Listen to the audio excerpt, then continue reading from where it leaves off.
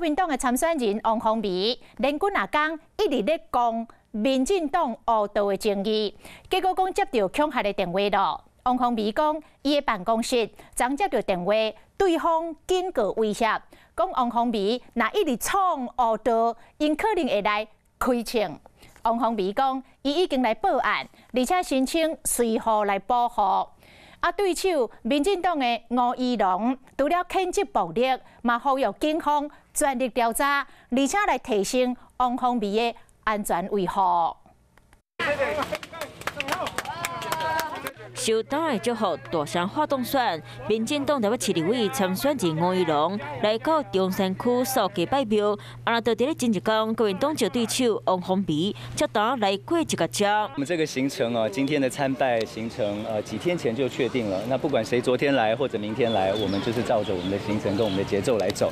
强调不是来这背条卡，不过上车变气氛。在咧讨论误导议题，王宏维嘛讲到昨下晡办公室接到放声的电话。那会到的话，我们会开枪哦。你们会开枪哦？你是哪里？我没有把它。你那边是哪里？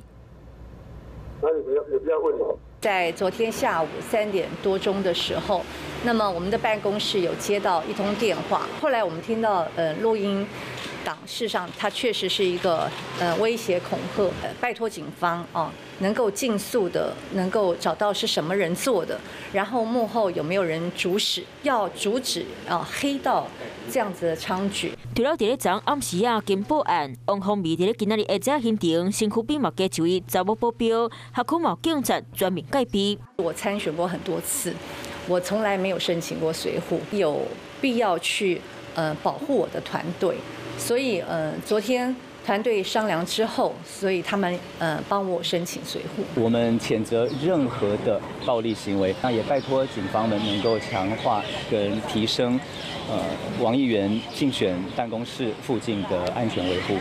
多数拿着两边龙反乌倒，不过这场9合1选举前东赛，恐惊已经摸到乌是规矩。